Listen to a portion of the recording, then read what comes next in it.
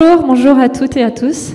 Merci d'être parmi nous. Déjà, bravo, vous avez trouvé la salle. Parce que là, c'est un labyrinthe. Voilà, bravo. Donc, on va être ensemble pendant 1 heure. Et pour commencer, c'est dit que ce serait pas mal de continuer dans la mouvance aussi de ce matin, c'est-à-dire prendre le temps de se connaître déjà aussi entre vous. Donc, présentez-vous aussi à votre voisin, voisine, de côté ou de derrière, et effectivement dire ben voilà, pourquoi vous avez choisi cet atelier. En 1 minute, juste un temps de partage. Et on commencera après. C'est à vous.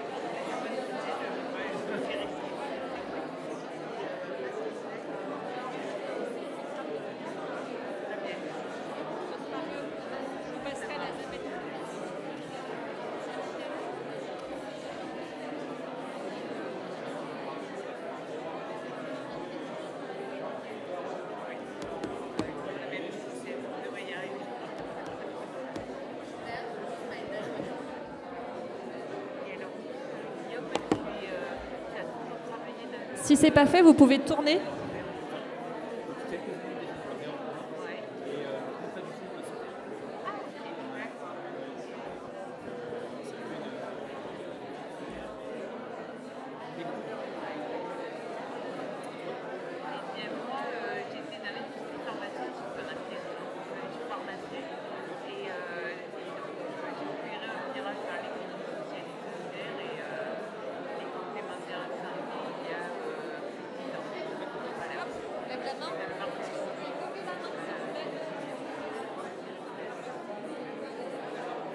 La minute est passée, vous êtes très très bavard.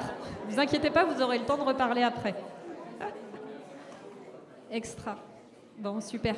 Maintenant que vous avez fait connaissance, je vais laisser la main à l'équipe pour vous présenter justement les différents sujets qui vont nous animer pendant cette heure, justement sur le prendre soin et prendre soin de la planète.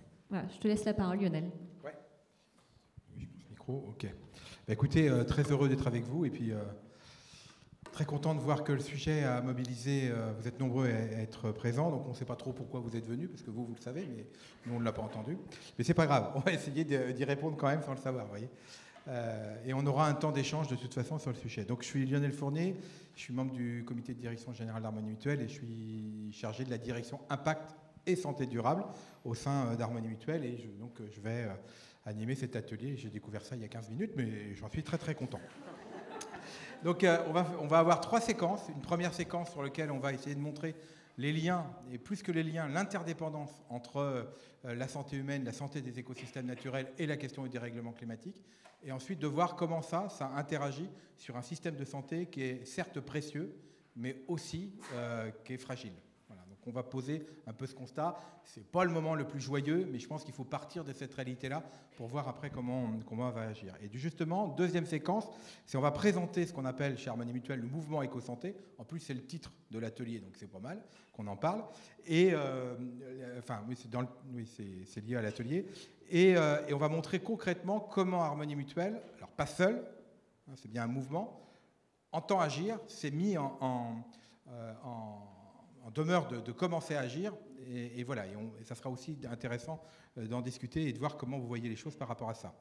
Et puis, on laissera la parole aussi, parce qu'on ne veut pas agir seul, et on laissera la parole à d'abord Cécile Cholvy-Bertin, qui est responsable du réseau de soins et d'offres de services chez Calixia, hein, et puis à Léa, parce qu'elles sont venues à 2, Calixia, on va en parler, mais ça méritait bien 2 personnes. Donc Léa Néum, hein, qui est chargée de communication chez Calixia. Donc Calixia, pour faire simple, c'est un réseau qui a été constitué par des assureurs mutualistes et autres, ou paritaires, des assureurs santé, on va dire, et qui voulaient avoir un conventionnement avec des opticiens, des audioprothésistes, des dentistes, on a aussi des ostéopathes. Et l'idée, c'est d'avoir un référencement en termes de qualité et de tarifs pour avoir un reste à charge moins important chez nos adhérents. Donc vous agissez vous aussi dans le sens d'une transition du secteur de la santé, donc ça sera intéressant qu'on en discute. On aura Eva Bergier. Alors Eva Bergier, je ne sais pas si vous l'avez remarqué, mais son seul métier, c'est pas simplement de tenir le panneau pour pouvoir vous indiquer comment venir. Elle a aussi un autre métier, elle est responsable du projet Stratégie Climat chez Harmonie Mutuelle. Elle pilote la stratégie climat, donc le bilan carbone, et elle nous en dira quelques mots tout à l'heure. On va essayer de prendre les choses de façon assez large. Et je le dis comme ça parce qu'elle ne veut pas le dire, mais tant pis, je vais le dire. Elle a été récemment, c'était au mois de février, désignée elle fait partie des 35 leaders de moins de 35 ans. Alors moi, je ne sais pas, vous voyez pourquoi. 35 leaders positifs de moins de 35 ans. Donc dans le classement, les échos est positive. Voilà. Donc, on peut l'applaudir. Parce qu'elle fait plein de choses par ailleurs, enfin elle n'arrête pas. Et puis Guillaume, qui est le cofondateur de Redim Médical, donc qui est une entreprise nantaise, qui est quand même une très belle qualité, et qui a créé la première filière de collecte et de réemploi des dispositifs médicaux. Je ne sais pas si vous voyez ce que c'est que les dispositifs médicaux. C'est tous les objets dont on a besoin dans le domaine médical. Par exemple, les montures de lunettes, c'est des dispositifs médicaux. Les attelles, les orthèses, les cannes, etc. Enfin, il nous parlera de tout ça. Et donc, il a créé la première filière de collecte et de réemploi des dispositifs médicaux. Donc là, de type attelle et orthèse, ce n'est pas tous les dispositifs médicaux, mais c'est ceux-là qui ont été visés, on verra pourquoi tout à l'heure. Et donc, c'est un exemple pour nous de coopération entre industriels et distributeurs, parce que créer cette filière-là, c'est un travail titanesque, il va nous en parler. Et là aussi, c'est une manière de contribuer à avoir une démarche plus respectueuse de notre environnement dans le cadre de notre système de santé. Donc, on va avoir 60 minutes. Après les présentations, on va essayer vraiment de garder du temps pour de l'interaction et que vous puissiez vous réagir par rapport au constat, par rapport aux propositions que l'on a, et puis peut-être aussi pour faire en sorte que ce mouvement-là, on ne soit pas tout seul à le mener et que peut-être vous puissiez nous rejoindre. Voilà, donc on pose le sujet dès le début. Alors, donc là, c'est le moment où je dois mettre la douche froide à tout le monde. Donc c'est le constat. Il n'est pas très drôle, mais il y a quand même des leviers. Donc il paraît que j'ai une zapette, il faut que j'appuie, hop, je vais y arriver. Alors voilà. Et donc, c'est ce que je disais tout à l'heure, on a un système de santé qui est précieux, je pense qu'on ne s'en rend pas suffisamment compte. On a la chance d'avoir ce système de santé. Alors il y a quelques années, pour ceux d'entre vous qui sont un peu plus jeunes, au début du siècle, on disait que c'était le meilleur système de santé du monde. Je ne sais pas si c'est le meilleur, mais il est encore aujourd'hui performant. Voilà, simplement, il est fragile et on va expliquer pourquoi il est fragile. Alors, pourquoi il est fragile justement? Alors, pour illustrer, on aurait pu prendre un schéma vous voyez, on a l'espérance de vie à la naissance selon les sexes. Donc en bleu sont les femmes, en jaune sont les hommes. Donc on voit qu'il y a une différence d'espérance de vie, toujours un peu plus chez les femmes que chez les hommes. Et en fait, si on avait pris, il y a une courbe qui existe depuis 1750. La courbe, c'est carrément une exponentielle. On a bien compris depuis le Covid ce que ça veut dire exponentielle. Et en particulier, si on prenait depuis la Seconde Guerre mondiale, on a gagné énormément d'espérance de vie. Si on prend par rapport à l'ère pré-industrielle, on a quasiment triplé notre espérance de vie en France. Voilà. Et avec des conditions de vie qui, globalement, se sont beaucoup améliorées. Alors, c'est dû à la médecine, mais plutôt dans la deuxième partie du XXe siècle. On a vu que les progrès médicaux ont été extraordinaires et ont amélioré. Et puis, j'allais dire que c'est toutes nos conditions de vie qui ont permis d'améliorer la santé. J'allais dire le fait d'avoir une alimentation suffisante de qualité, de ne pas subir des pénuries alimentaires, d'avoir des logements confortables qui vous protègent du froid, des rongeurs et tout ce que vous voulez, etc. Tout ça, donc, j'allais dire les instituteurs qui ont enseigné l'éducation sanitaire, les architectes qui ont bâti nos villes, les entreprises qui ont amélioré les conditions de travail, tout ça a contribué à l'amélioration de notre état de santé et a contribué à ce qu'on triple notre espérance de vie. Sauf que, vous voyez, depuis 2014, si vous regardez bien, on n'augmente quasiment plus. Il y a encore peu de temps, on disait qu'on gagnait un trimestre d'espérance de vie tous les ans, mais depuis 10 ans, finalement, un coup ça monte, un coup ça augmente, mais globalement, alors on a gagné un petit peu pour les hommes, on a dû gagner un trimestre sur 10 ans, pour les femmes ça stagne. Donc voilà, premier indicateur. Deuxième indicateur, alors qu'on a on n'a pas d'explication complète mais tranchée, mais en tout cas, c'est quelque chose qui s'installe maintenant, c'est la question de la mortalité infantile, donc la mortalité dans la première année, alors qu'on était toujours en train de diminuer le taux de mortalité infantile. Depuis 2012, on est reparti à la hausse. Et on n'est même pas dans les 20 premiers sur la question de la mortalité infantile au niveau européen. On voit aussi, et ça c'est le central, dans tout ce qu'on va dire là, c'est central. Pour moi, c'est le sujet central qui explique d'ailleurs, je pense, la stagnation de l'espérance de vie. On a une épidémie de maladies chroniques. Je pourrais même dire une pandémie, parce que c'est quelque chose qui est en train de se répartir dans le monde entier. Ça veut dire quoi? Ça veut dire qu'en France, on a 40% quasiment des Français adultes qui sont atteints de maladies chroniques. C'est même 52% après 50 ans. Donc les maladies chroniques, vous savez, c'est les maladies qui vont durer plusieurs mois, voire avec lesquelles on va vivre toute sa vie. Ça peut être du diabète, ça peut être un cancer, ça peut être maladie cardiovasculaire, etc. Voilà. Ça peut être des choses aussi moins graves, mais voilà, c'est cet ordre-là. Ça a beaucoup progressé. Beaucoup, beaucoup. Alors, on a une progression de quasiment de 10% chaque année. Et on a du mal à voir comment ça va s'arrêter. Donc ça veut dire qu'on a 24 millions de Français, quasiment 40% des Français atteints de maladies chroniques, des adultes, 25% des salariés. Ça veut dire que c'est une réalité aujourd'hui dans l'entreprise. Quand on a 4 salariés dans une salle, ce qui fait déjà une réunion, voilà, et il y en a au moins un, enfin statistiquement un qui est atteint de maladies chroniques. Et les maladies chroniques, ça pèse beaucoup sur les dépenses de santé, puisque les 2/3 des dépenses de santé de l'assurance maladie sont liées à la maladie chronique. Allez, j'accélère un peu.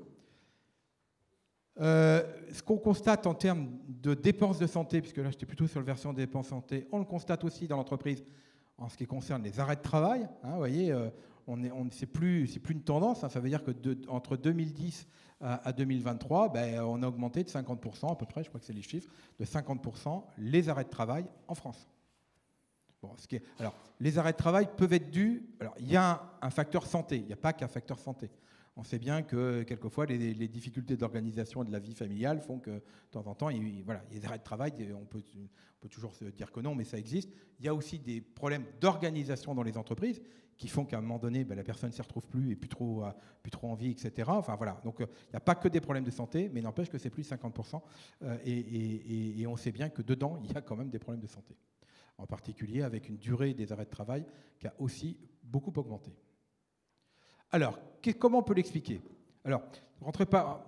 Ce qu'on peut dire en tout cas, il y a un facteur qui n'est pas un facteur d'explication. On ne peut pas dire que c'est parce que notre système soigne moins bien. On pourrait se dire, bah oui, les gens, il y a plus de maladies chroniques parce qu'on ne sait plus les soigner, donc ils restent malades. Ça pourrait être l'explication. C'est pas vrai. En tout cas, quand on se compare, on a encore un système qui est parmi les meilleurs au monde pour guérir les maladies guérissables. C'est-à-dire qu'en France, quand on est atteint d'une maladie qui peut être guérie, on a le plus de chances d'être guéri par rapport à la plupart des autres pays dans le monde. Vous voyez, quand on regarde la mortalité de maladies qui se traitent, on est à 48 pour 100 000 habitants, 48 décès pour 100 000 habitants, alors que vous voyez par exemple les Royaumes-Unis ou l'OCDE, c'est on va dire une organisation qui regroupe des pays industrialisés avec un fort développement économique, on est à 73, donc on est quasiment, on est nettement mieux. Par contre, il y a un sujet dans lequel on rentre largement un peu plus dans la moyenne, voire un peu moins que la moyenne, c'est pour éviter les maladies évitables. C'est-à-dire il y a des maladies qui, par des comportements, par des modes de vie, par de la prévention, etc., pourraient être évitées. Nous, on les évite pas trop. On est les champions du monde. Enfin, on reste très élevé, par exemple, dans la consommation d'alcool, consommation de tabac, psychotropes. Et puis, par contre, pas psychotropes, drogue. Par contre, pour tout ce qui est, par exemple, les dépistages, parce que les dépistages, ça n'évite pas la maladie. Ça permet simplement de les prendre plus tôt. Là, on est plutôt en queue de peloton. Et par rapport à des pays comme le Danemark, etc., le taux de dépistage de cancer du sein, en cancer colorectal, chez nous, c'est divisé par 2. Donc on est plutôt bon pour les conduites un peu dangereuses, mais un peu moins bon pour les détecter. Donc voilà. Et donc ça fait partie du fait que quand on regarde notre pays, pour éviter les maladies évitables, on n'est pas terrible. Alors, non, je suis en train de reculer. Ah ouais, c'est quand même pas compliqué. Il y a un vert, il y a un rouge, même ça. Bon. Alors. On peut se dire aussi, oui, mais d'accord, mais on met sûrement pas assez d'argent. Ça manque de moyens. On l'entend tout le temps. Je ne dis pas que ça manque pas de moyens, je dis pas par contre, on ne peut pas dire qu'on n'en met pas. En tout cas, comparativement, on est dans le top 3 des pays qui, en termes de mobilisation de la richesse nationale du PIB, consacrent à la santé. Derrière les États-Unis, d'ailleurs on voit bien que le système de santé américain est toujours le plus performant, donc ce n'est pas forcément qu'un problème d'argent. Donc les États-Unis, l'Allemagne, ensuite derrière il y a la France. Quasiment 12% de notre PIB sur les dépenses de santé. On peut toujours, et de toute façon ça ne va pas s'arrêter, mais en tout cas, voilà. Donc on est dans le top 3 pour les dépenses, on n'est pas dans le top 10 au niveau européen pour l'espérance de vie en bonne santé, par exemple. Alors, comment on peut l'expliquer? Il y a de toute façon une part de cette augmentation des dépenses de santé, de la progression de maladies chroniques, qui est liée au vieillissement. Alors, c'est dans tous les pays pareil, mais aussi dans le nôtre. Vous voyez que si on prend dans les années 70, on avait plus de 30% de la population française qui avait moins de 20 ans, et donc on a un peu plus de 10% qui avait 65 ans. Ben, si on prend aujourd'hui, on va prendre à 2030, c'est plutôt 30% de la population, quasiment 30% de la population, qui a plus de 65 ans. Donc vous voyez qu'on inverse. Et ça va continuer. Donc de toute façon, qu'on le veuille ou pas, les dépenses de santé, plus on est âgé, plus on a des chances d'en avoir. Donc de toute façon, si on pense sur la démographie pour dire ça va se calmer, c'est pas là-dessus que ça va se... Voilà. Et puis par ailleurs, on a un autre sujet et qui fait partie du diagnostic, à mon avis, qu'il faut regarder, c'est une progression de maladies chroniques chez les plus jeunes. On n'a pas exclu, et ça, c'est pas que chez nous, ça c'est une étude qui a été faite en Angleterre, mais qui est observée aussi en France. Oui, celle-là, elle est en France, pardon. En France, selon l'OMS, 15 000 patients de 20 à 40 ans ont été touchés par un cancer en 2022. Quand on regarde il y a 30 ans, ce n'est pas des choses qu'on observait. Voilà, donc on a cet élément-là. Alors, comment on peut expliquer ? Si ce n'est pas le fait qu'on ne dépense pas assez, si ce n'est pas le fait qu'on a un système de santé qui ne soigne pas, comment on peut l'expliquer? En tout cas, ce qu'on peut se dire, c'est qu'aujourd'hui, la santé, voilà, il y a beaucoup d'études scientifiques aujourd'hui qui démontrent que la santé, ce n'est pas qu'une histoire de gènes. Alors je dis ça parce que j'ai encore discuté il y a quelques années avec un médecin qui avait fait toute une carrière prestigieuse, etc. Mais franchement, lui, il était persuadé que c'était une histoire de gènes. Il me dit, vous savez, il y a des gens qui ont eu des cancers du poumon, ils n'ont jamais fumé, d'autres qui ont fumé, et puis voilà, parce qu'ils étaient de bonne constitution, ils ont évité. C'est pas vrai. On sait aujourd'hui que les gènes, évidemment, influent sur la santé. Quand on regarde à l'échelle statistique, c'est à peu près 20% sur une population de l'état de santé qui est lié aux gènes, au patrimoine génétique. Par contre, on a 10% qui est lié à l'accès à un système de soins. Ça compte. Voilà, si vous ne pouvez pas être soigné, évidemment, ça ne va pas aider. Par contre, tout le reste, c'est lié à l'environnement socio-économique et naturel. Si vous vivez en endroit pollué, etc., ce n'est pas bon pour votre santé. Si vous êtes aussi soumis à du stress, à des problèmes économiques, etc., ce n'est pas bon.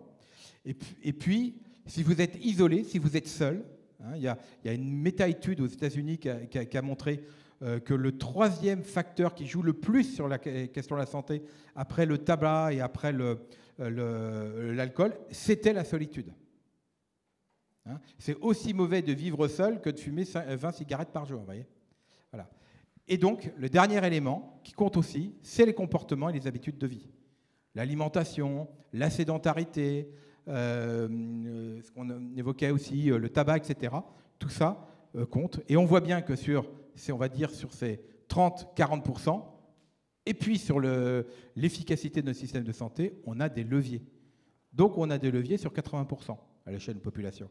Ça commence à être sympa. Et sur ces 80%-là, qu'on veut agir.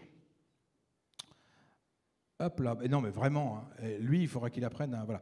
Alors, on va peut-être focuser, j'accélère sur la partie environnementale, puisqu'on est sur Move for Climate, donc il faut qu'on en parle.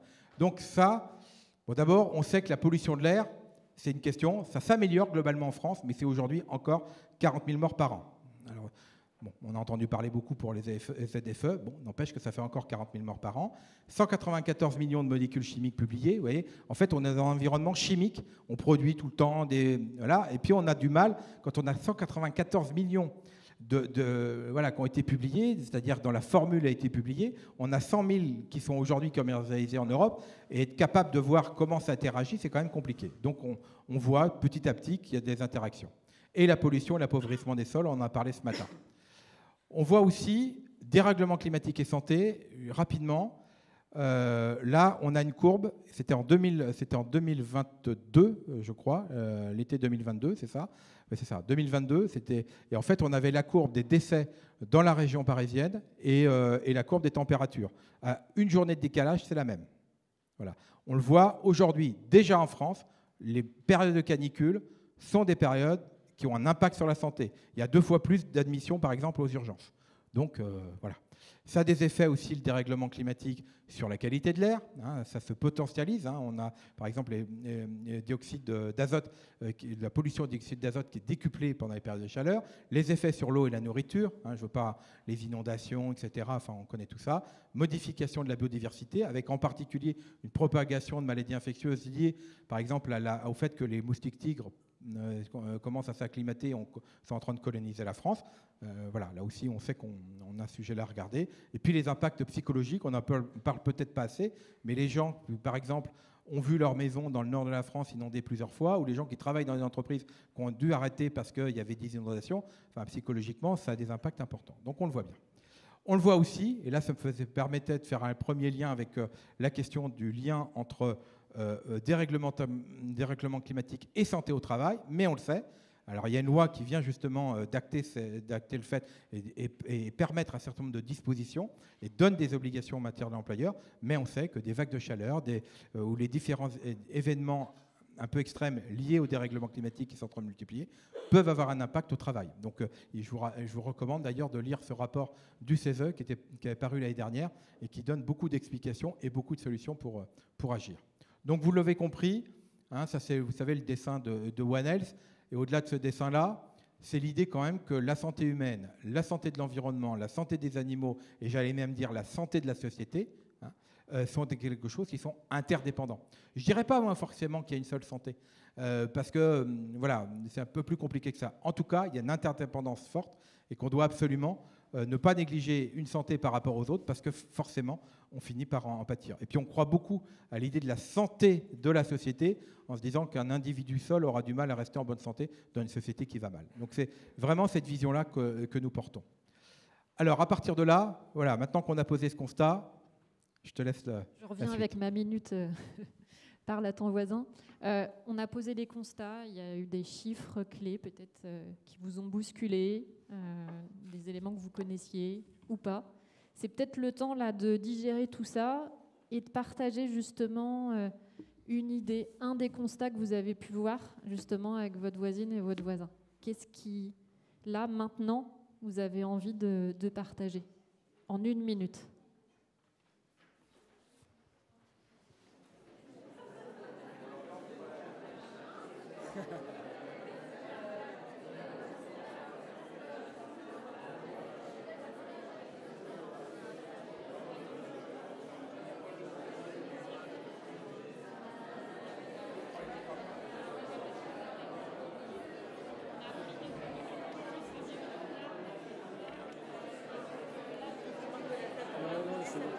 Ah oui, non, vas-y, pardon. J'avoue que c'était agréable. Moi, j'ai pu le faire. Oui, c'était bien.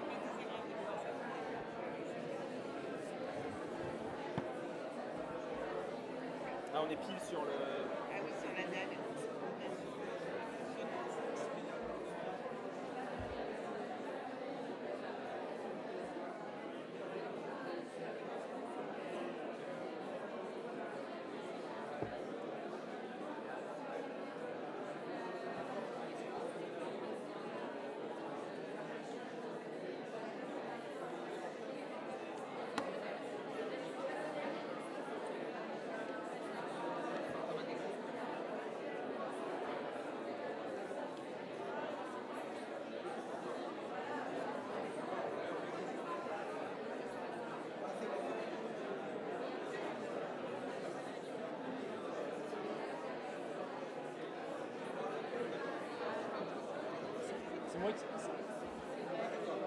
C'est moi qui commence du coup. Là, il y a Lionel qui va revenir sur les solutions d'harmonie mutuelle. Ouais, et après c'est moi. Ouais. Okay.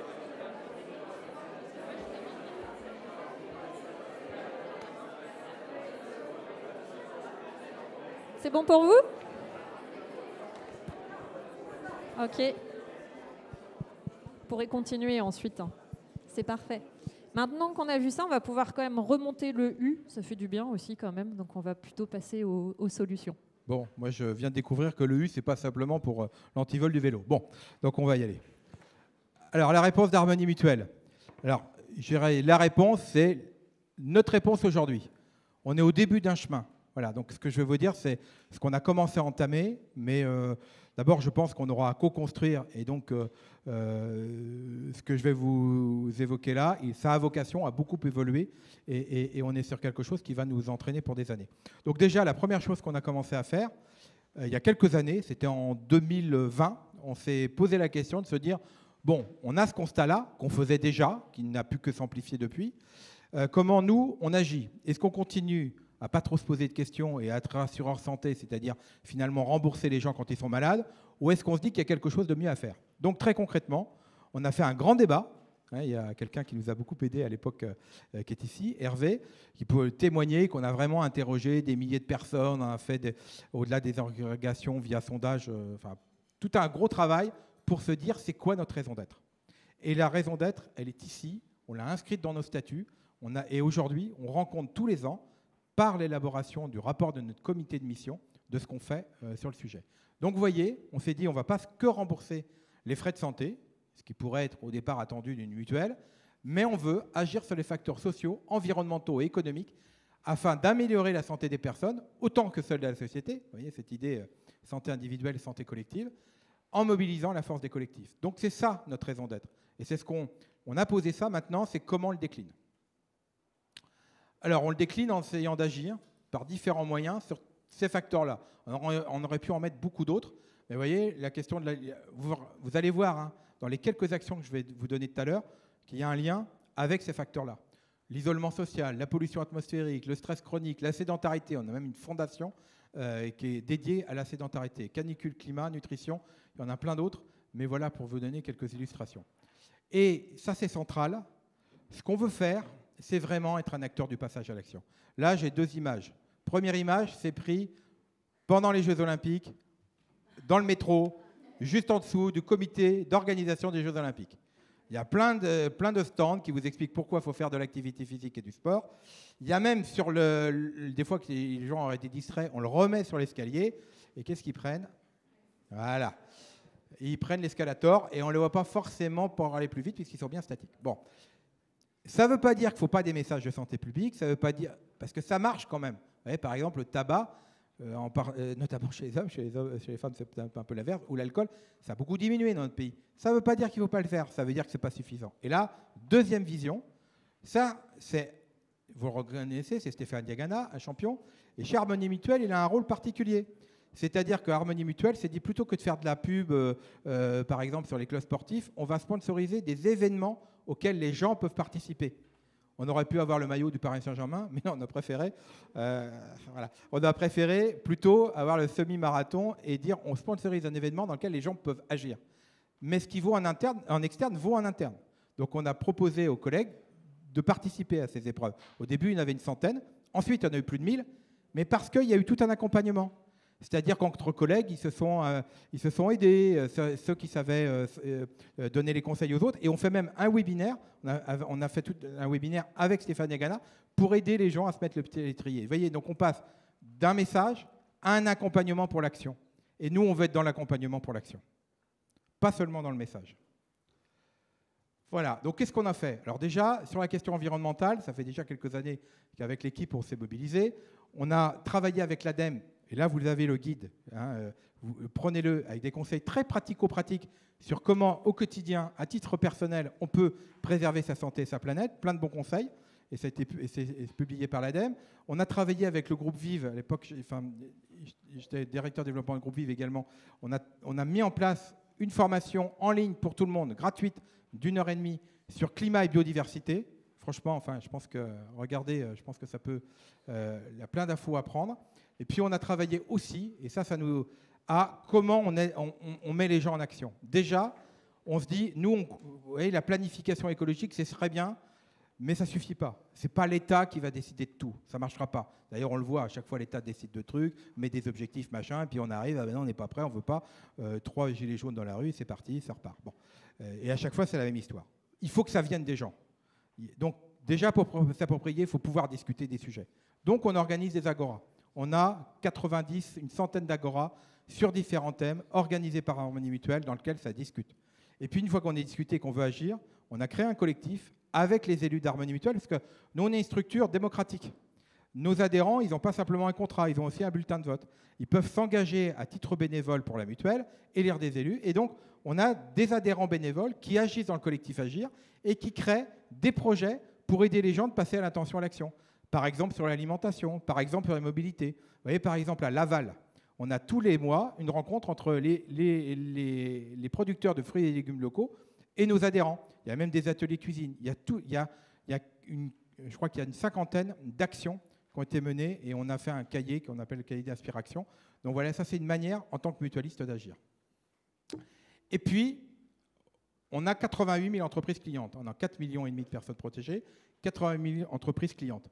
Donc là, on a passé un accord avec l'ADEME pour dire, vous pilotez des programmes de décarbonation. Les entreprises qui seront dans ces programmes-là, dont vous aurez vérifié qu'ils font vraiment le boulot de décarbonation, on va leur accorder des avantages en matière tarifaire sur la complémentaire santé des salariés et sur la prévoyance.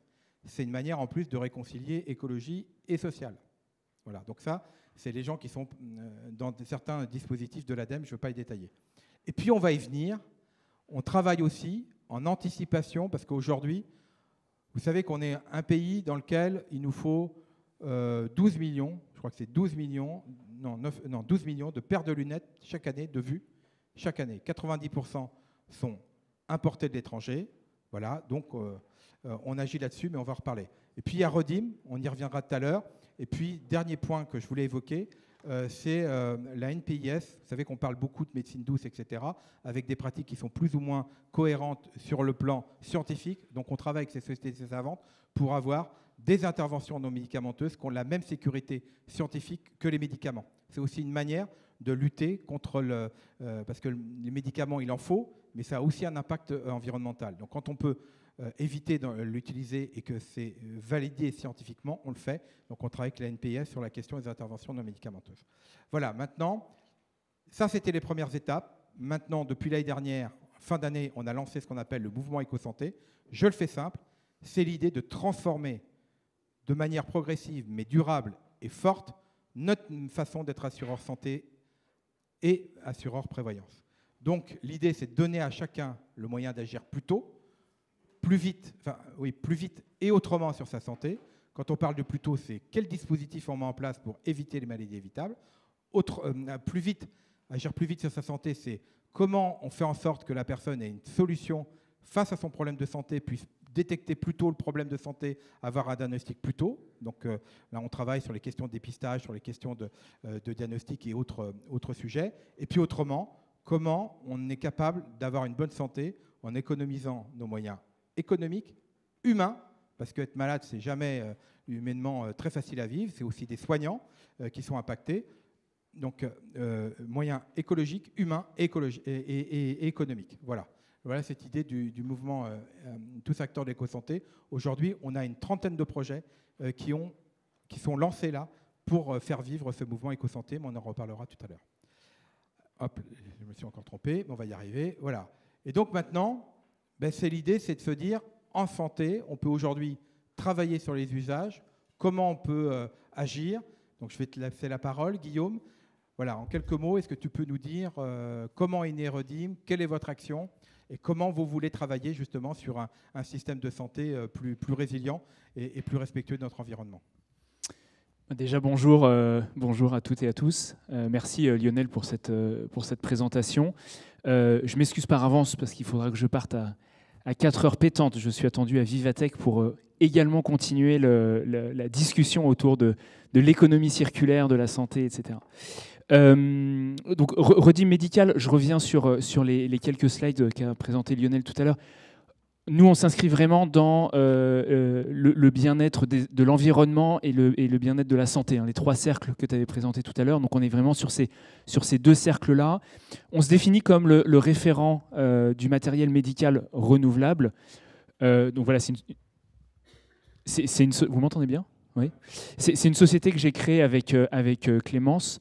On est parti de ce constat-là. On est parti du constat que, premièrement, le domaine de la santé, c'est un gaspillage énorme en termes de produits. C'est aussi des impacts, notamment des impacts CO2 qui sont extrêmement importants parce que c'est souvent des produits qui sont faits à l'autre bout du monde. Là, je parle de tous les produits orthopédiques. Nous, c'est vraiment le cœur de notre activité. Quel produit, par exemple ? Alors, attelle de poignet, attelle de genou, bottes de marche, collier cervical, ceinture lombaire, voilà, tous ces produits-là, qui sont des produits extrêmement durables et en même temps qu'en général, on porte entre 2 semaines et 3 semaines. Donc, il y a vraiment une incompatibilité entre la durée de vie du produit et la durée réellement utilisée par le patient. Et aujourd'hui, on estime qu'il y a 60 millions de produits qui dorment dans le placard des Français. Voilà. Il y a à peu près 30 millions de foyers en France. Je suis sûr que vous avez tous à peu près 1 ou 2 attelles qui doivent traîner dans vos placards. Donc voilà, le calcul est vite fait. 60 millions de produits qui attendent une filière de réemploi. Et c'est exactement ce qu'on a essayé de porter avec Clément. C'est vraiment la création de cette première filière et d'essayer de trouver une adéquation entre économie circulaire, santé et bien-être également. Ça veut dire quoi, créer une filière ? Alors, en fait, on a... hop, je passe... rapidement.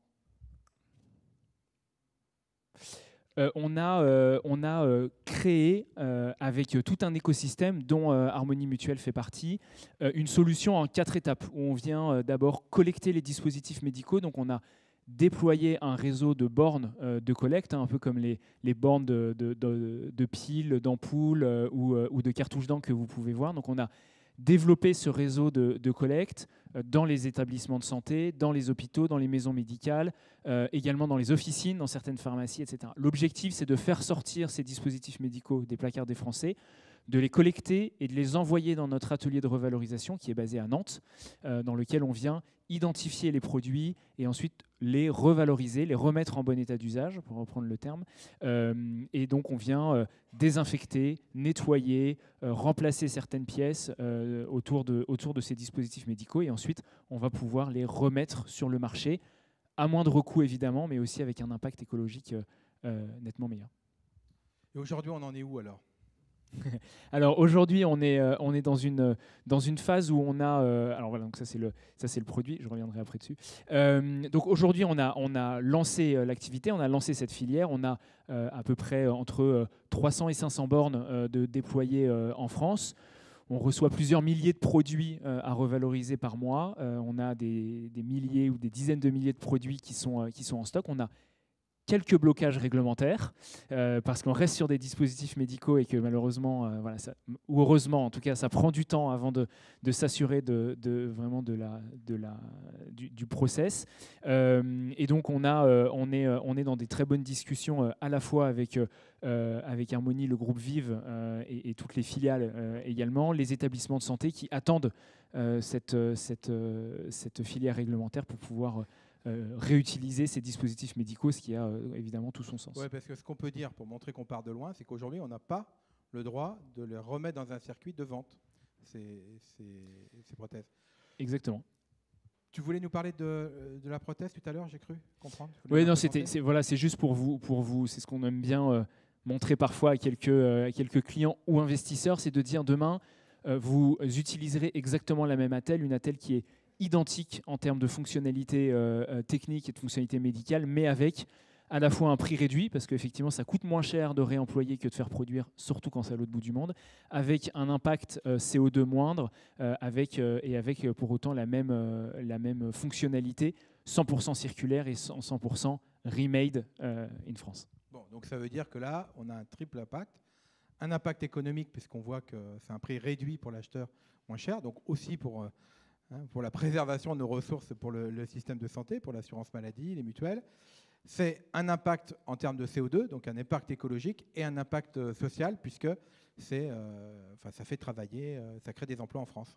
Oui, exactement. On aime bien dire que Redeem Medical, on est vraiment à l'intersection entre la santé, l'économie circulaire et l'industrie, parce qu'il y a un vrai sujet de souveraineté industrielle autour de ces produits. Vous savez que pendant le Covid, on a été coupé d'un certain nombre d'approvisionnements de pays lointains, et nous, on arrive à proposer une filière où on est en tout cas sur les produits de santé, on arrive à être souverain et être complètement indépendant sur ces produits-là. Donc il y a aussi quelque chose de très positif là-dessus. Bon, puis ça montre aussi la coopération, parce que vous avez besoin d'être alimenté en attel, etc. Et puis ça montre aussi la coopération qu'il va falloir avoir pour pousser pour que cette réglementation bouge. Parce que, vous voyez, on disait tout à l'heure qu'on était sur un sujet de long terme, ben on le voit bien. On a une réglementation qui, quelquefois, est un peu sclérosante.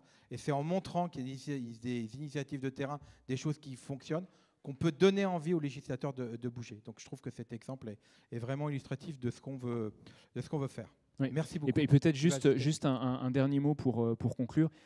On croit énormément à la force du réseau, notamment lorsqu'on parle d'économie circulaire.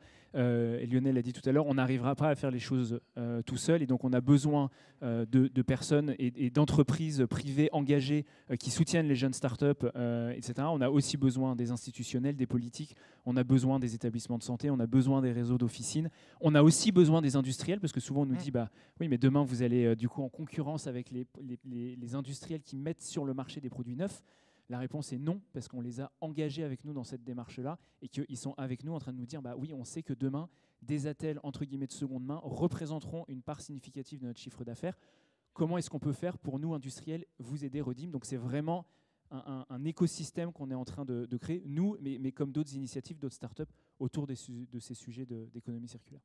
Merci beaucoup, Merci. Guillaume. Donc maintenant, tu peux aller porter la bonne parole chez Vivatech. Alors maintenant, j'aimerais bien questionner un peu et entendre Eva.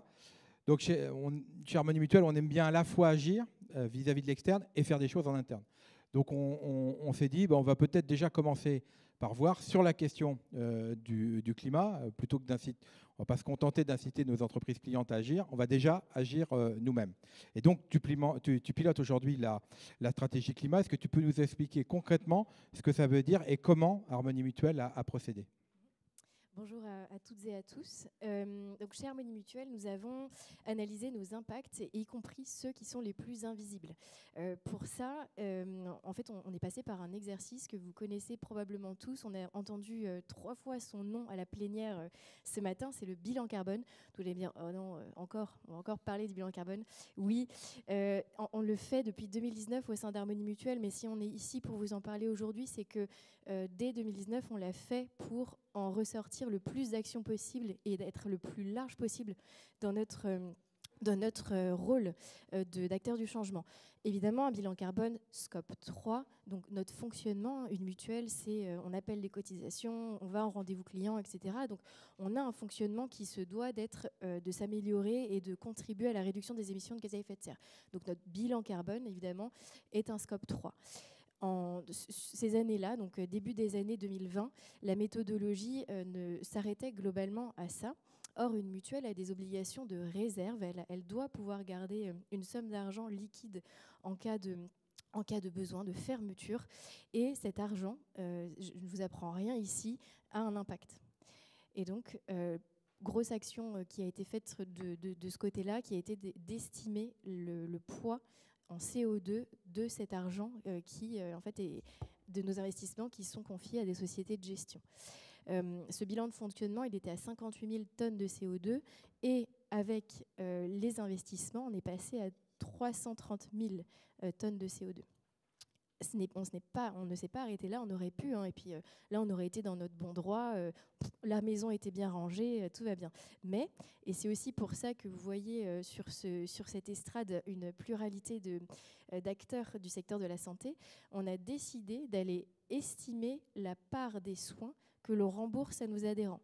Donc ces soins, ambulances, médicaments, etc., la part que l'on rembourse à nos adhérents, on a voulu l'estimer en CO2.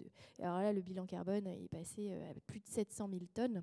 Et donc quand même, ça nous a permis de nous rendre compte que on était important dans ce secteur de la santé, même en termes donc de gaz à effet de serre, puisque c'est quand même un secteur qui représente 8% des émissions en France.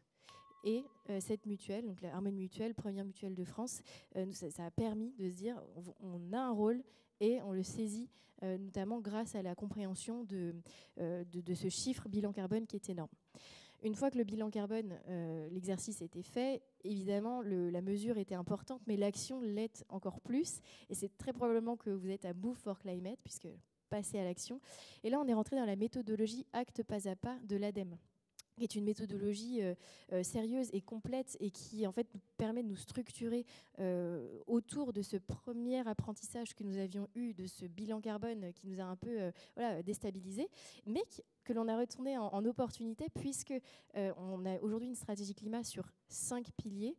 Le premier est évidemment sur l'accompagnement du changement, la formation des métiers, etc. Puisque ce n'est pas une équipe, on est à peu près 6000 dans cette mutuelle, ce n'est pas une équipe de 10 personnes qui va transformer tout ce qu'on a besoin de faire évoluer dans notre fonctionnement. Donc on a besoin que nos collègues RH, marketing, commerciaux, que toutes ces personnes-là réapprennent parfois une partie de leur métier, changent, transitionnent dans leur métier.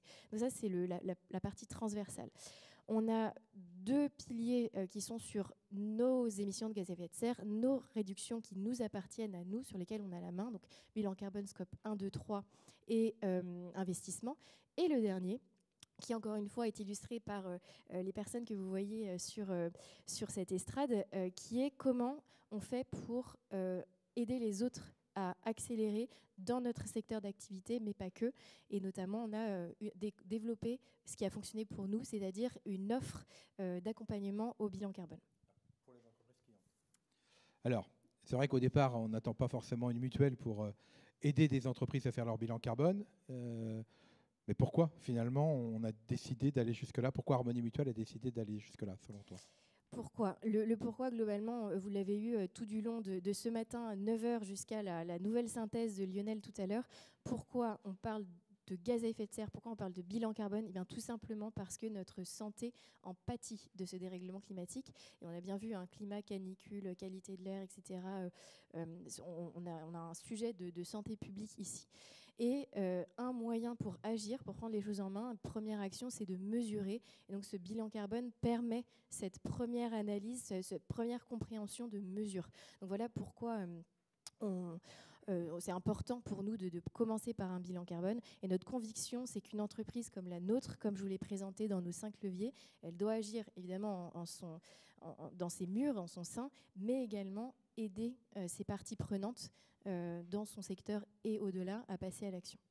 Ok.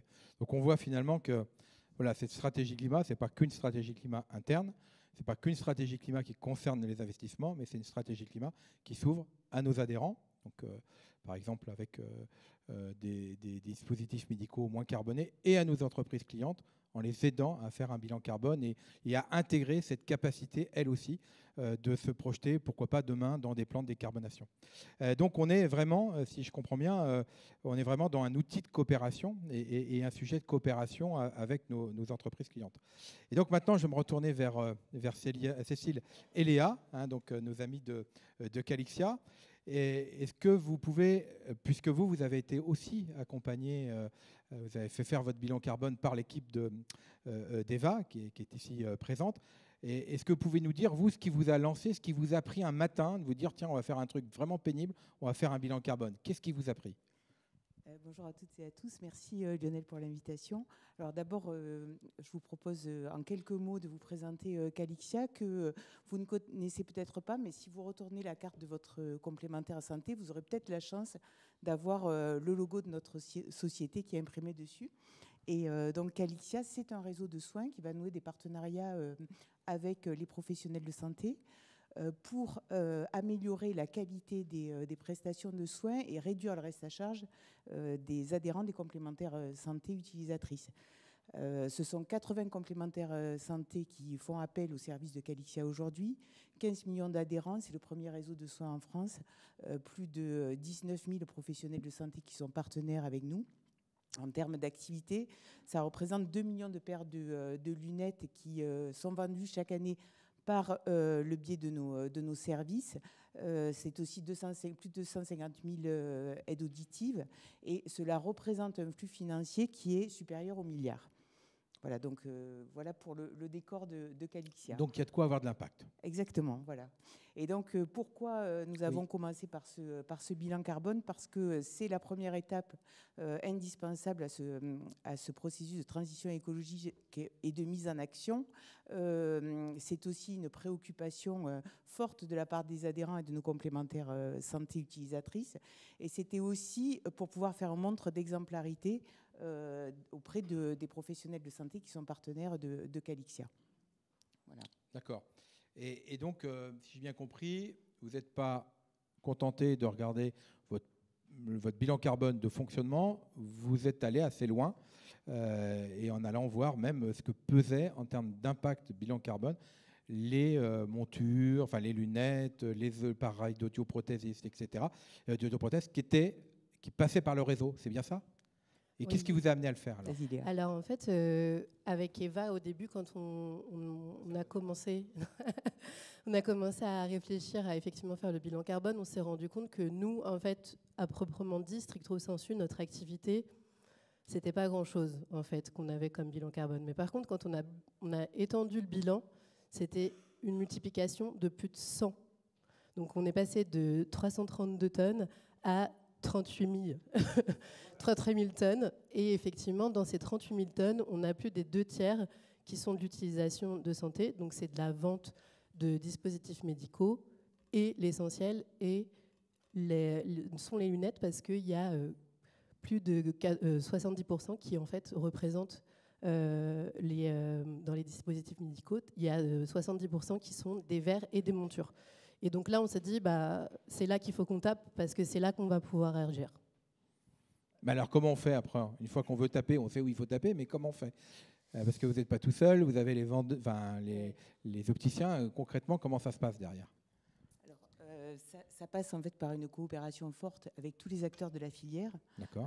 On noue des conventionnements avec les différents acteurs de la filière et c'est au travers de ces conventionnements que nous allons inscrire des engagements forts et réciproques qui permettent aussi de valoriser des démarches qui sont responsables, notamment par exemple par l'augmentation des plafonds tarifaires pour valoriser ces démarches plus vertueuses. Donc ça veut dire qu'on rembourse mieux des lunettes si elles sont plus vertueuses, par exemple? Alors, elles seront mieux rémunérées auprès des différents acteurs de la filière. Voilà.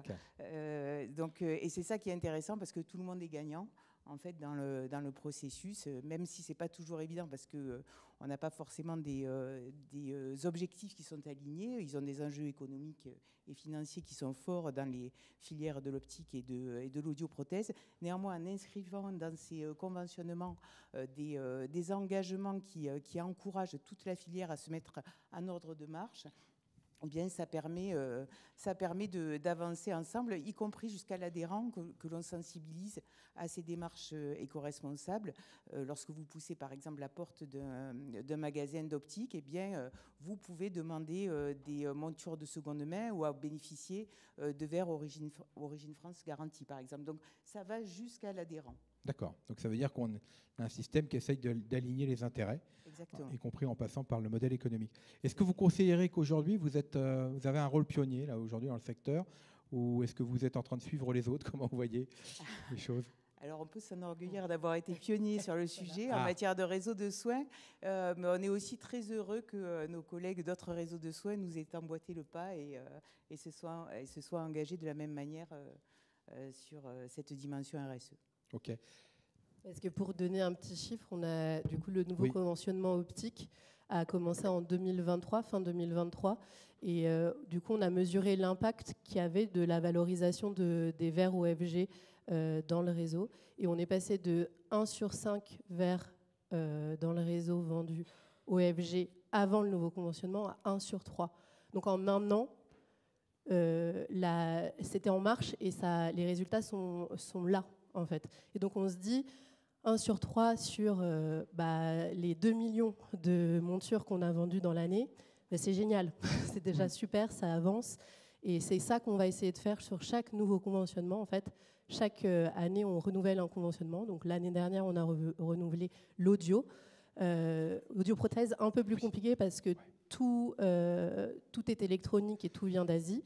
Donc il y a effectivement plein de choses qui sont à réfléchir. Et nous, demain, par exemple, sur les prochains conventionnements, on va essayer effectivement d'inciter à la fois le réemploi, les initiatives qui sont aussi sur l'allongement de la durée de vie, donc le service après-vente, la réparation, ça on en parlait aussi tout à l'heure en plénière, et sur les dispositifs médicaux qui sont aussi à empreinte carbone plus faible, comme par exemple les prothèses dentaires ou les implants dentaires qui sont fabriqués en France. Donc voilà, tout ça c'est des pistes. Et nous, on réfléchit à ça avec, effectivement, en coopération avec les industriels, les fabricants et les partenaires. Cécile, tout à l'heure, a employé un terme, OFG. Est-ce que tu peux nous traduire ? Oui, pardon, Origine France Garantie. Voilà. Donc, voilà. Et alors, pour travailler avec les fabricants, les distributeurs, donc on a compris qu'il y avait le modèle économique qui compte. Est-ce qu'il y a d'autres arguments qui, pour vous, quand vous constatez dans la discussion, impactent et vous permettent d'installer cette coopération ? Il y a une demande croissante aussi des adhérents eux-mêmes, des consommateurs qui souhaitent être orientés vers des filières plus responsables. Ok, écoutez, on vous remercie beaucoup. Avec plaisir, merci à vous. Merci beaucoup. On peut les applaudir, effectivement. Donc, je suis très content qu'un acteur caché, qui est sur la carte, là, tout d'un coup, par son action, puisse être sous les projecteurs, on va dire. Allez, tous acteurs de l'éco-santé, on va tenir les délais. Il nous reste 3 minutes. Je vais aller un peu plus en détail de ce mouvement de tous acteurs de l'éco-santé. Non 5 minutes. Oh, bon, alors là, non, mais on va avoir le temps d'échange et de réaction de votre part parce que vous avez été super attentifs. Donc, mérité. Ah oui, c'est à moi. J'ai toujours l'impression que ça va se tourner tout seul, mais voilà. Donc, en fait, vous l'avez compris, ce mouvement de l'éco-santé, qui est vraiment multiple, mais c'est normal. On a affaire à un problème qui, vous l'avez vu, est multifactoriel. Les conditions de vie, c'est multifactoriel. La manière dont fonctionne le système de santé, c'est multifactoriel. La réglementation, c'est multifactoriel. Tous les acteurs, chacun a ses intérêts qui peuvent être quelquefois divergents, donc on voit que c'est quand même très complexe. Mais la complexité, ça ne vous fait pas peur. Et vous l'avez compris, l'éco-santé, donc c'est 3 dimensions. Une dimension écologique, une dimension économique. C'est clair que on a vu qu'on était le pays du monde, enfin un des pays du monde qui le mettait le plus pour sa santé et qui avait tout ce qu'il fallait pour qu'on continue à mettre plus. Vieillissement démographique. Je ne l'ai pas dit aussi, mais on a de plus en plus de traitements incroyables, des innovations médicales qui arrivent, mais qui coûtent très très cher. Je vous donne un seul exemple. Récemment, je connais quelqu'un, j'ai croisé dans le train. Puis c'est vrai que je l'ai trouvé un peu affaibli. Et il me dit, écoute, tu dois être un peu étonné, je suis atteint d'un cancer du poumon. Et par contre, j'ai de la chance, je bénéficie d'un traitement tout à fait innovant à Gustave Roussy, donc il faisait les allers-retours entre Nantes et Paris. Mais il m'a dit, mais tu sais, le traitement auquel j'ai droit, les 3 salaires qui rentrent dans la maison, puisqu'il a une fille qui travaille, ne suffiraient pas à le payer. Et là, avec notre système de protection sociale, c'est pris en charge, sécurité sociale, mutuelle. Aujourd'hui, c'est pris en charge. Et il me disait qu'il en parlait à une amie californienne, comme par hasard. Il lui disait, mais le traitement que tu as, il est réservé aux États-Unis, aux ultra-riches. Donc, nous, ce qu'on a à protéger, c'est ça. La capacité à ce que quand quelqu'un est malade, on soit capable, encore demain, après-demain et très longtemps, à lui faire bénéficier autant que possible des traitements nouveaux qui vont vraiment permettre de guérir. Et que ça ne soit pas qu'un problème, que ça ne soit pas un frein et qu'on n'ait pas une distinction entre ceux qui peuvent se soigner ou pas. Alors on y est peut-être, c'est pas aussi simple que ça, mais globalement, on est quand même un système qui nous permet. Donc c'est très précieux, mais c'est très fragile. Donc cette dimension économique, on l'assume. Et écosystémique, on l'a vu, nous, Harmonie Mutuelle, on est incapable de rien faire. On fait avec nos adhérents, on fait avec nos entreprises clients, on fait avec les acteurs du système de santé, on fait avec le pouvoir public aussi. Et puis on aimerait bien faire avec vous. Donc on est vraiment dans cette situation-là. Donc maintenant, peut-être je vais te leur laisser la main, peut-être. Oui. On va prendre 5 minutes si vous avez des questions, partage de constats. Merci beaucoup déjà, c'était super intéressant, merci. J'ai 2 questions et une petite remarque. Juste, monsieur, je me permets de corriger légèrement, enfin, ou de vous demander de corriger, si tel est le cas, quelque chose qui me heurte un peu. Vous avez dit vivre seul génère autant de maladies que de fumée. Est-ce que vous parlez plutôt de solitude? On peut, attendez, je finis ma phrase. On peut vivre seul et être en interaction sociale du matin au soir. Je finis ma phrase, éprouver de la solitude au sein de la famille. Voyez. Donc, et deuxième question associée, est-ce que vous avez des chiffres sur ce point? Oui, alors les chiffres, je pourrais vous les donner tout à l'heure, c'est une méta-étude américaine, je pourrais vous donner.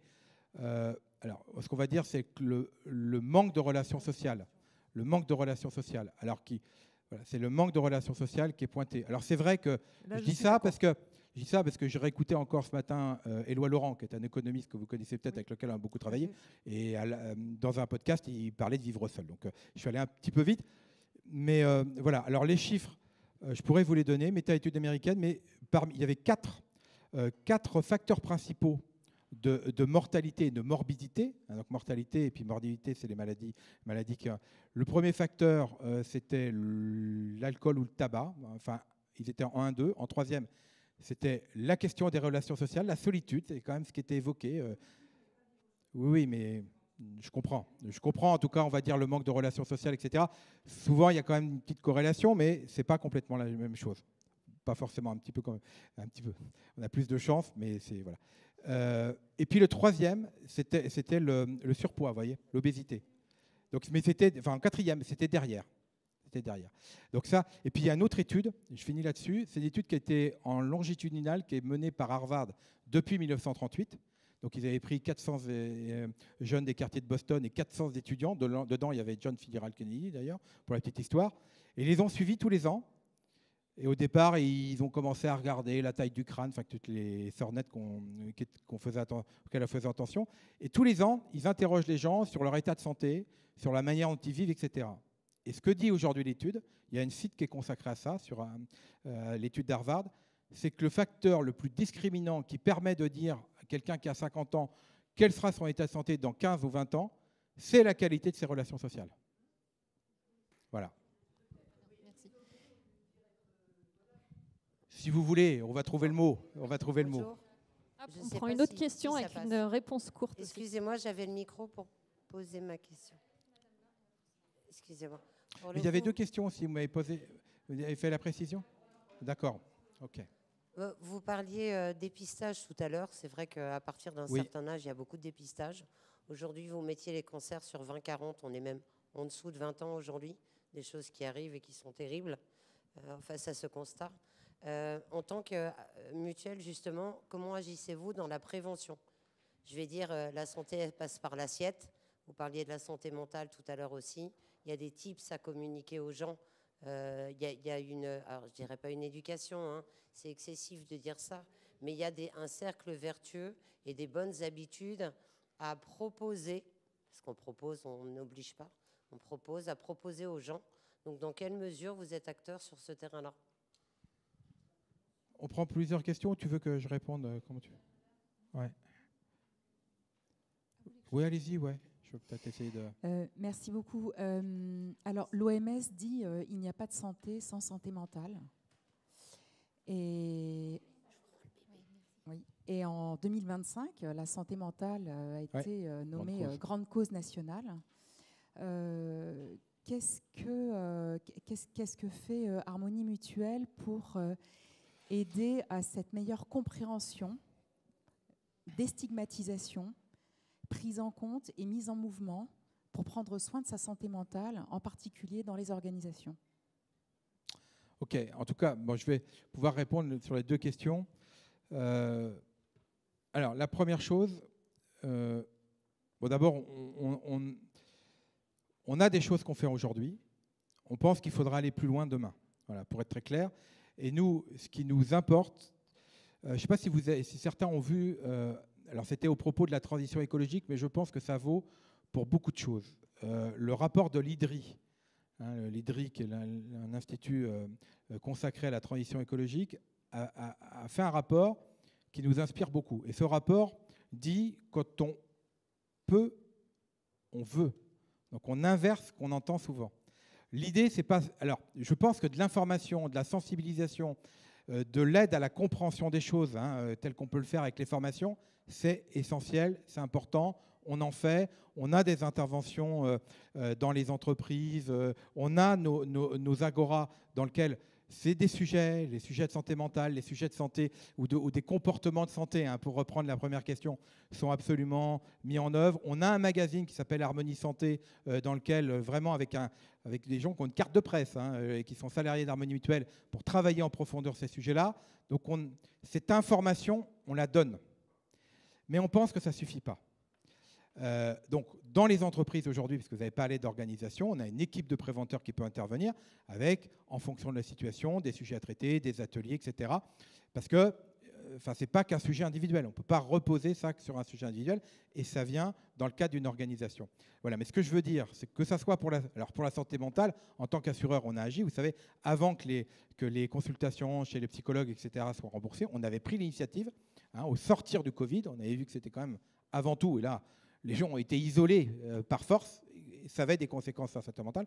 Donc on a été parmi les premiers acteurs à mettre en place ces remboursements, et ensuite c'est devenu un dispositif obligatoire par l'État. Mais derrière, ce qu'on veut surtout faire, et c'est pour ça c'est intéressant d'avoir ces discussions-là et d'entendre c'est comment on crée le cadre d'action. Par exemple, on sait que dans les réglementations, dans les préconisations de l'OMS, il y a des questions sur la sédentarité. Il faut au moins avoir 150 minutes d'activité intense par semaine, une intensité au moins moyenne par semaine. Sauf que si vous êtes dans un cadre de vie dans lequel vous ne faites pas, vous n'y arriverez pas. Donc, par exemple, en entreprise, ça peut être un bon moyen de travailler sur les questions de sédentarité. Si l'entreprise n'a pas prévu le parking, tout bête, le parking sécurisé pour venir en vélo le matin et que vous le faites voler 1 ou 2 fois, vous arrêterez. Donc nous, l'idée, c'est de travailler avec les entreprises clientes, peut-être même avec des territoires, pour voir comment on crée le code d'action. C'est pareil sur l'alimentation. Manger 5 fruits et légumes, des fruits et légumes, si possible, produits correctement, etc. Si c'est trop compliqué dans votre vie courante, vous n'allez pas le faire. Donc, nous, l'idée, ce n'est pas simplement d'informer, ce n'est pas simplement de faire connaître, c'est de créer, et c'est ce qu'on fait, par exemple, avec le collectif J'Agir, avec nos élus, le cadre d'action pour aider à créer une possibilité de passer à l'action. Vous voyez ce que je veux dire? Donc, sur les questions de mobilité, sur les questions d'alimentation. Donc, on a des premières actions avec le collectif Agir, mais on veut aller plus loin. J'espère que j'ai été clair. Donc, on est vraiment dans une démarche différente.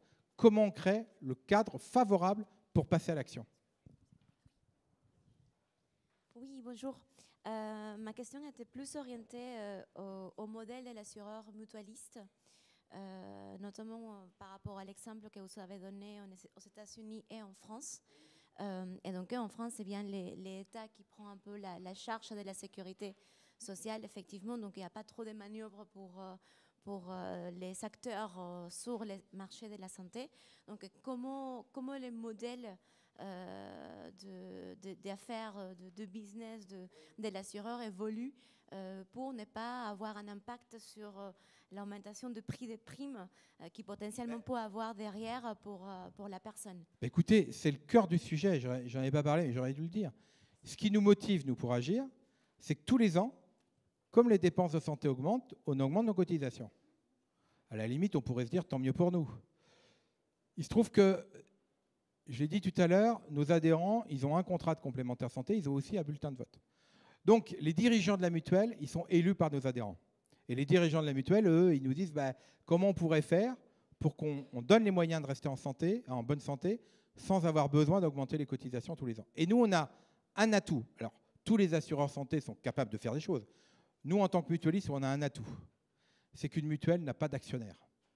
Et donc, on n'a pas un actionnaire qui nous dit qu'il faudrait nous verser des dividendes, et si possible, un peu plus cette année que l'année dernière. Donc, on n'a pas, nous, tout l'argent, les cotisations que nous versons pour les adhérents, c'est fait pour les prestations, pour notre fonctionnement. Et on doit avoir un surplus pour pouvoir investir. Les actions qu'on mène pour essayer de faire bouger nos systèmes de santé, ça coûte un peu d'argent. Donc, il faut avoir ça, cet excédent-là. Mais on n'a pas d'actionnaire rémunéré. D'ailleurs, l'année 2024, il s'est trouvé que pour la première fois depuis je ne sais pas combien de temps, on a un peu moins, nos adhérents ont moins dépensé que l'année précédente. Donc, qu'est-ce qu'on fait cette année? On verse ce qu'on appelle le dividende éco-santé. C'est-à-dire qu'il y a 84 millions d'euros, quand même, qui vont revenir vers nos adhérents. Les particuliers, donc là, ils sont en train de recevoir un chèque de 44 euros, et nos entreprises clientes, donc y compris leurs salariés. On refait un chèque. Donc c'est ça notre idée, c'est d'agir pour que notre santé soit toujours de qualité, mais qu'on essaye d'éviter les coûts qui ne sont pas utiles. Donc on évite les maladies évitables, et puis on évite d'aller rembourser des trucs inutiles ou d'aller payer un matériel neuf plein pot fabriqué à l'autre bout du monde, alors qu'un matériel remis en bon état d'usage en France coûtera moins cher. Vous voyez, c'est comme ça, c'est ça ce nouveau modèle économique. Et puis c'est faire en sorte aussi que, voilà, on le voit bien, c'est comment on fait pour que les gens soient moins malades et moins besoin de systèmes de santé. J'espère avoir été clair. Merci. On va conclure. On doit rendre la salle. Thomas qui me dit stop, c'est fini. On reste disponible juste après. N'hésitez pas. Vous avez oui, repéré, on a les collègues au fond là, qui sont chez Harmonie Mutuelle. Voilà. Et puis l'équipe est là, voilà, pour parler avec vous. Et si certains veulent s'engager dans ce mouvement, dites-le nous. Et puis on va monter une communauté pour faire vivre tout ça. Voilà.